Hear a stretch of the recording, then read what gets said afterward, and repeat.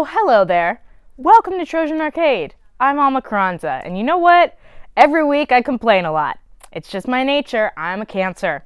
There's always something to be upset about, though. Have you seen the news lately? So, here's a list of happy things. Oscar Isaac eating hot Cheetos with chopsticks. This cat who works at a train station. Here's a lucky cat. Here's a dog with some ducklings. Here's my friend's dog Patch. This incredible looking plate of chicken chow mein. Stardew Valley. Young Harrison Ford. Today's Google Doodle. A 20% off coupon to Bed, Bath, and Beyond. Are you happy now? Well, too bad. Today we're going to review Shadow of Mordor. Then Matt and Sam decided to shoot themselves shooting paintball. And we'll have senior producer Christian on the show to explain Splatoon. We'll get crushed by some 11-year-olds, but you know, it's fine. Everything's fine. Let's hear about how fine the news is. I'm not Matt Carreri. And I'm not Matt Linton. But this is your week in video game news. Sure, regular reality is alright, but it's no virtual reality. Disney and Pixar announced their first ever VR experience at Facebook's 4th Oculus Connect VR Developer Conference. Their animated piece will allow users to explore the world of their upcoming film, Coco. In preparation for Halloween, Coco VR is a Day of the Dead themed animation that will premiere next month. Produced in cooperation with Oculus with some help from Magnopus, Disney will preview the experience at some Day of the Dead festivities around the nation in LA, New York, and Oakland later this month. But Oculus will bring it to the Rift headset on November 15th. The art of Overwatch is finally arriving in fans' eager hands, and one character in particular has caught our attention. We all know Mercy as Angela Ziegler, the Swiss Valkyrie who rolls around in her white suit and halo. But we just found out that one of the Mercy concepts explores the possibility of a buff dude wearing very similar armor with very similar wings and a caduceus staff. A few different tweets of concept Mercy went viral, which eventually snowballed into a whole succession of people who are absolutely in love with this broad-shouldered, buff as heck medic. Kinda reminds me of Matt Carreri. South Park: Fractured But Whole, sequel to the critically acclaimed The Stick of Truth, released last week. The game throws away the fantasy theme from the first game in favor of a new superhero theme, exploiting the pop culture's obsession with the subject gameplay. Gameplay still follows the RPG style of its predecessors, but it's said to feature a revamped combat style. It keeps the crude humor and attack of sensitive topics from the first game and the show. In other news, Square Enix may have finally decided to unfuck themselves this year and release a good game that doesn't prominently feature at least one dangerously young-looking teen who raided an entire hot topic. Left Alive is a survival action shooter that Squeenix announced during the Tokyo Game Show, and not much is known about it at this time. What is promising are the people in charge of the game. The directorial staff includes a series of veterans of Armored Core and Front Mission, Gundam for people who really like 3D puzzle sets, and Metal Gear, postmodernist tactical espionage action as told by Tom Clancy on Salvia. It's as if Shinkawa took a look at the nursery clinic fire that Metal Gear Survive will likely be and solicited Squeenix's help in creating a good version of that game in exchange for Regal Ink portraits and sexual favors. Godspeed, guys. Make Kojima proud. For those more unstable gamers out there that take a little too much pleasure in wreaking violence, you know who you are. Devolver Digital, creators of the Hotline Miami series, have graced us with a new outlet for that repressed rage. Ruiner is a top-down cyberpunk action shooter set in dystopian 2091 with the art style of Akira and the ham-fisted political commentary of a Banksy mural. Its constant flow of action are the crux of both game and Devolver's skill set. The violence is relentlessly engaging and tough as nails, dashing, kicking, slashing, and charging your way through scum drones to blow up the Neo-Shina Corporation has never been more of a white-knuckle hell ride. So, chalk on a pair of headphones, turn off your lights, and call in sick to work, because you got cyborg minotaurs to scrap. I know what you're wondering. What's the Trojan Arcade Writers Room like? It's a lot of throwing wet spaghetti at the wall and seeing what sticks. And one of the things that stuck, which we've been trying to crack for a while, is paintball. After all, we all love FPS games. So Matt and Sam went to film themselves shooting some balls and didn't invite anyone else at all. No one got the invite. Let's see it.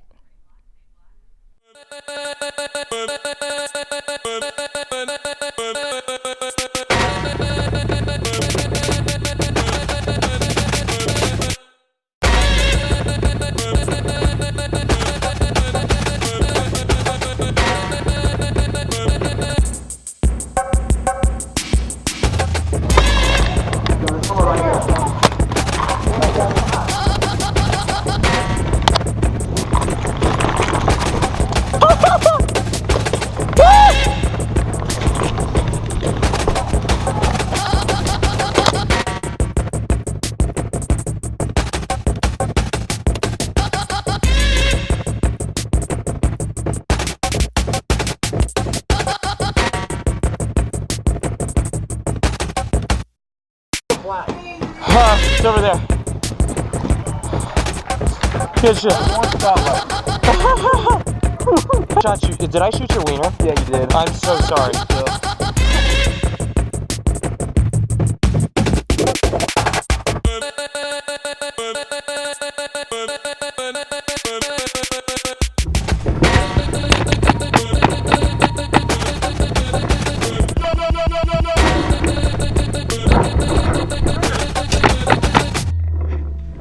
So after several hours of Splatoon practice, you'd think that I'd be good at paintball. But I was really the only one getting painted out there. I was shot here, here, here, here, and there, and several other places that I will not show you. We played Capture the Flag, we played basketball. I don't know why that's a name for a paintball game, but it is. And we played Team Deathmatch, and boy, was it brutal.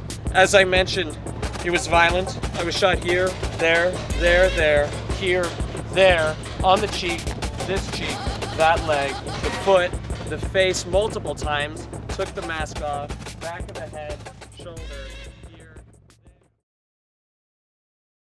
Middle-earth: Shadow of Mordor was a surprising smash hit when it came out in 2014 and snagged several Game of the Year awards, ruining all of our brackets. Now Monolith Productions has dropped Shadow of War. How will the sequel fare compared to its way more popular and cooler predecessor? Will it suffer from a fatal case of sophomore slump? I believe that's the term. Don't ask me, ask Matt. Why would you ask me about that?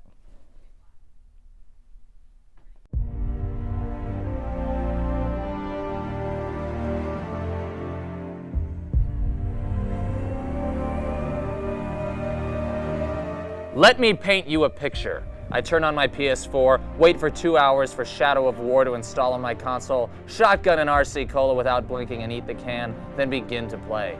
I walk through a new city in a world that I will never go to. I think this may be Detroit. I don't know the city at all, don't know which streets are safe and which are dangerous. Spoiler alert, all the streets are dangerous. I hear a loud yell from a man who tells me in a thick English accent that I'm the cure for all his illnesses, and that he'd very much like to turn me into ointment. I turn around to see an orc covered top to bottom with boils. To be honest, he kind of looks like Bill O'Reilly. More like Boyle O'Reilly. Anyways, I died very quickly and it was not pretty. I fought him multiple times until I defeated him with fire, and as he died, he said what amounts to, well, at least my disease is gone. If only Sam Shipp could say that about his venereal diseases. The clap's a real bitch, ain't it, Sam?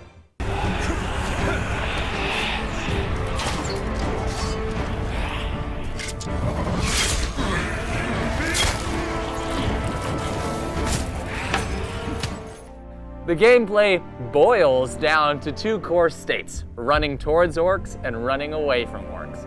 This is great when the running works the way the designers want it to, and you're flipping through the air like some sort of violent acrobat, running up walls, feeling cool. But it doesn't always do that, and when it does not do that, things are bad. I found myself more than once somersaulting into a wall as 15 orcs converged on my position like a horde of teenagers flocking to a girl that just changed her Facebook relationship status to single. Stealth is also crucial to your mission to murder orcs for fun and profit. There are a lot of orcs, and they are much easier to kill when they can't see you. The stealth system is reinforced as soon as you get into the game, and there are really useful features that let you stealth your damn heart out, namely the after images that appear when you break an orc's line of sight. This is one of the best things this game does, because when you're running from orcs, it lets you know when they can't see you and where they're likely to look for you. And it lets you know when the orcs can see you and when you can't see them. I imagine, in a game first and foremost about the wholesale slaughter of orcs, that the combat is important, because there's a lot of it. I wish I could say it wasn't almost purely me mashing the square button with some triangle peppered in for flavor with the occasional quick time event on the side, but that's exactly what it is. The combat animations are slick as hell, and you glide across the battlefield like a long, greasy eel. There's just a lot of square. It doesn't help that all the swords look and feel pretty similar. That's not to say there wasn't variation. Killing high-ranking orcs and completing in-weapon challenges unlocks some pretty cool gear, like my go-to, the Curse Breather, despite having no idea what the curse actually did, but it didn't feel any different to use than the sword I started the game with. The main character, Talion, is a ranger and frequently uses his bow, or sometimes a hammer for some reason, and the bow is your friend. It wants the best for you, and you should treat it well. The game does from time to time try to spruce things up with orcs that force you to change up your combat tactics. Occasionally, it works. This brings me to the primary selling point of Shadow of War, the orcs. They are everywhere, and they are by far the best thing about the game. Orcs have a deep class system, and captains are generated with random abilities to make fighting distinct and interesting. On top of this, they come with real people personalities ranging from angry jerk who likes killing to angry jerk who likes killing and also speaks in rhymes.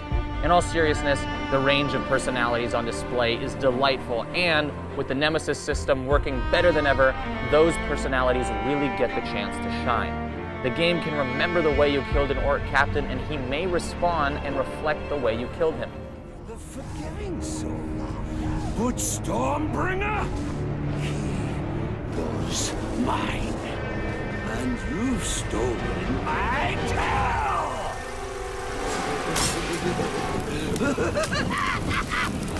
It's time to dance! For example, I killed an orc named Gubu the Choker with fire because it was his mortal weakness. About an hour later, an orc named Gubu the Flame of War showed up with a huge burn scar down his face and a flaming sword telling me about how he was born in the fire I created. He annihilated me in our first encounter, but it was still sick. The Nemesis system allows you to put a name and a face to that orc you want to make deader than Robin Thicke's career, and that's a precious feeling that cannot be understated. All in all, we give Shadow of War 8 decapitated orcs out of 10. You know what? It's time for me to look at those happy pictures again. Go get some juice. Your blood sugar's a little low. We'll be right back.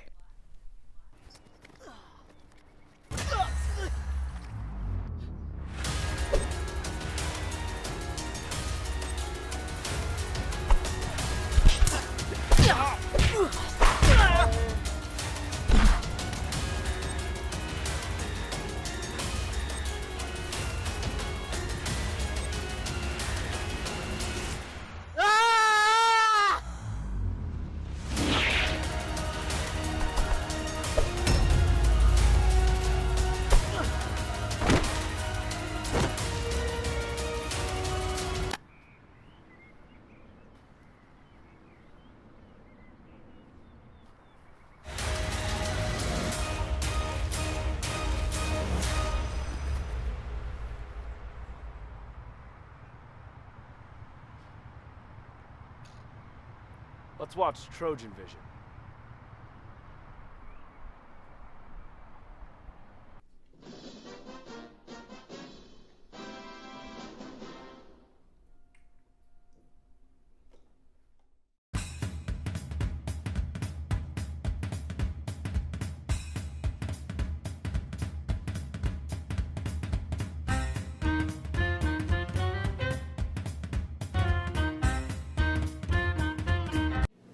Did you listen to the new Kanye album? Yeah, but it wasn't very good. It's revolutionary to hip hop. It's amazing. Are you serious? It's totally unoriginal and unintelligent. How is it unoriginal and unintelligent? There are 30 samples.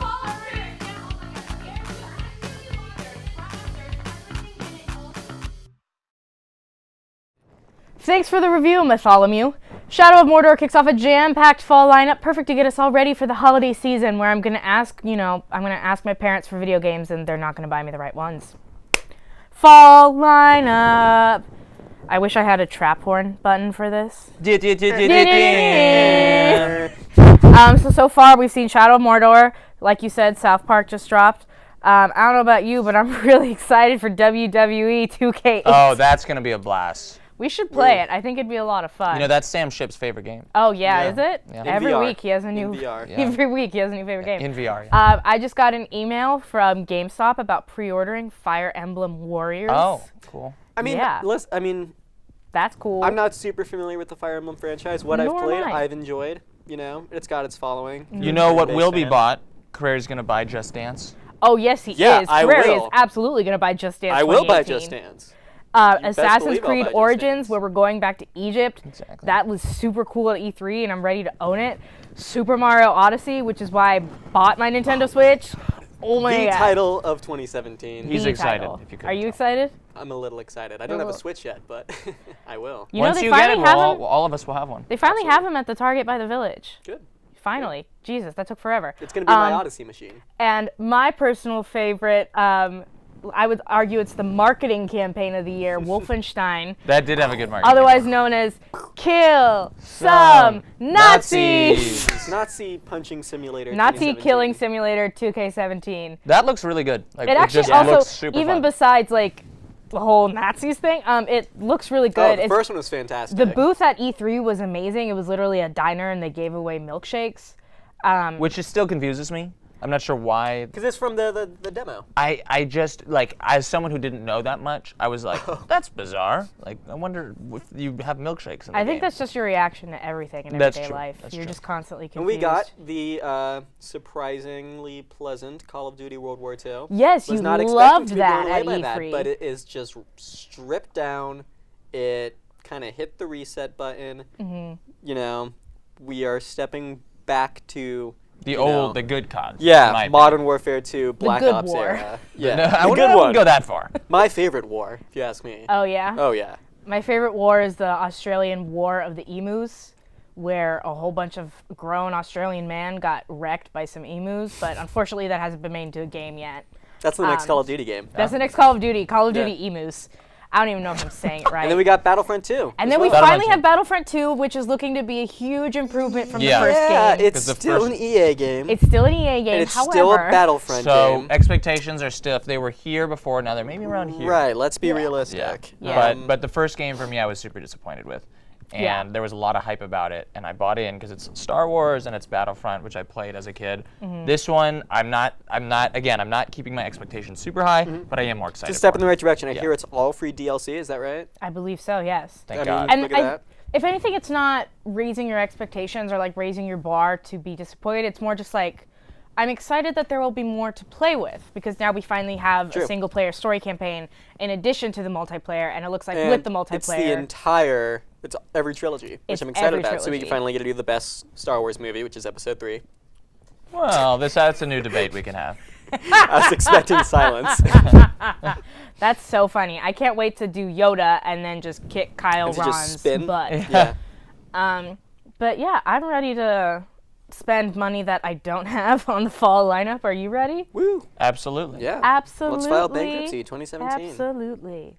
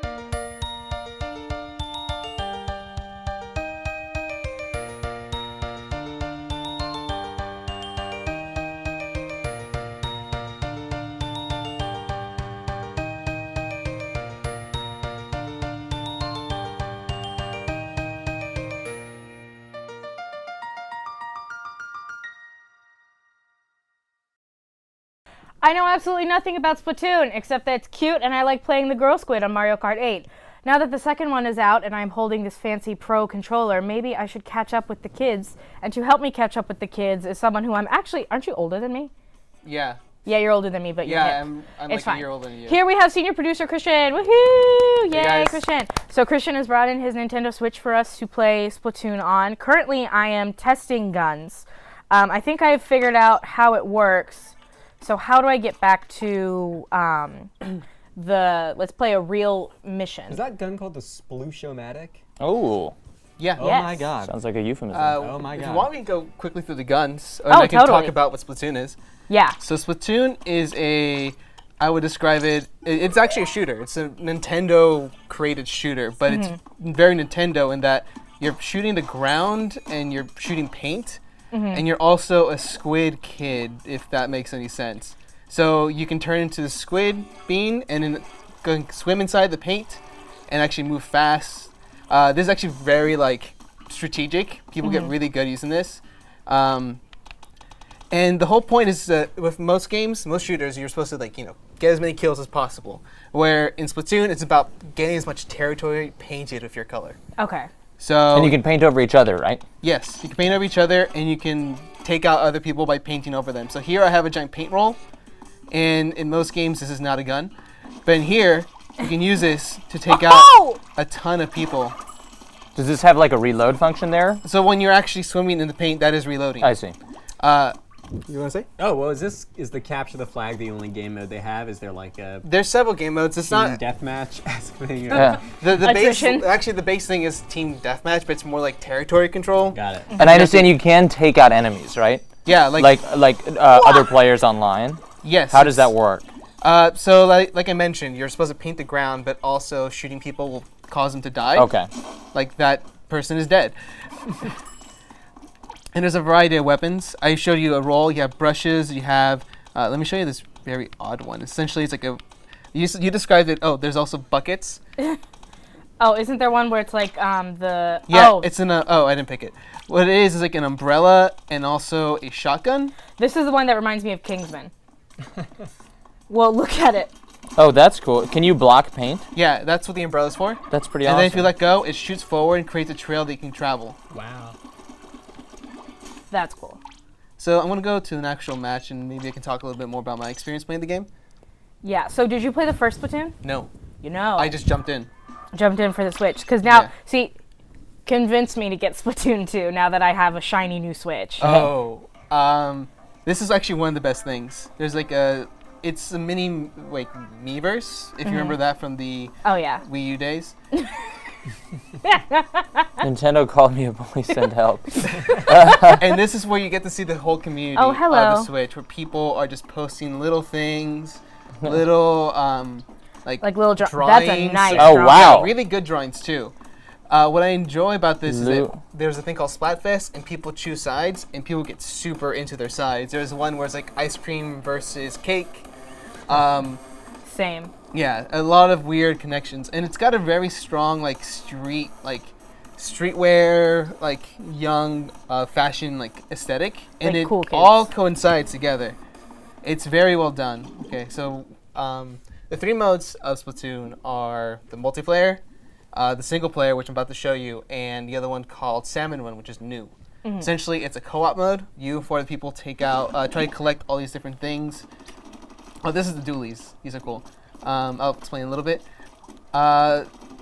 Salmon Run is people have been loving that. The only thing is, this is the thing with the Splatoon. A lot of stuff is on a weekly schedule. You can only play Salmon Run 4 to 6 on Thursdays. Really? Why is that? I have no idea. I think, but my actual theory is everyone will coincide because oh, it's a limited thing. I have to do it now. Yeah. So you get good matches faster instead of that way you have pools of people into it. That's just such a specific time. It's throughout the week multiple times, but it's very okay. odd. Chinese people. So I don't know if you heard, Christian. Sam and I actually went paintballing the other week, and it was pretty cool. I don't think it's very similar, but it's pretty fun, and we were inspired by it. It's cool though because the teams are kind of the same. Yeah, give it Alma. I'll She do it, probably I'll do knows it. better Alma, than I you do. you go. Yeah. You were saying? Oh, I was just saying. I think it was pretty interesting because here it seems pretty okay, but when we got shot by the real paint, it hurt like badly. I'll say. I would say there's a strong paintball influence. Some of the maps have like paintball style cover, like the. Well, some of the inflatable guns ones. actually sound like it. Yeah, they're all like kind of some designs. Yeah. To it. So it's not completely divorced of paintball. Yeah. It's just very much its own thing. I like it. I kind of like the style, like the architecture. It's like how you can traverse the map. It actually is really well done for like it's a very smart platformer too, in that you have to paint the ground that you're going to move, and you can use that to go up walls, jump over specific areas. I see. It's in terms of design, they make it so that everything's very cohesive, and people that are able to paint the floor and also be tactile, they'll get the most out of like their performance. Okay. Oh, press jump while you do that, and do this like sort of like dash. Oh, when I'm shooting? Yeah, when you're shooting. Okay, wait. So what's the learning curve like for online play? Is it, you know? Can I have the? Can I take Yes, a look? you can. Here. Oh, I just got We're shot. running out. It's kind of hard. That's all I'll say. I think we're. Well, that's what I'm about. saying, is like, you can get beaten by like 11-year-olds. Thank you for joining us for yet another week where we narrowly escaped cancellation. I'm Alma Carranza, and my backing band consists of Matthew Carreri on drums, Matt Linton on guitar, and Christian Guzman on bass. Support and additional funding was provided to your local PBS stations from viewers like you. We'll see you next week, I hope. Shoot the squid!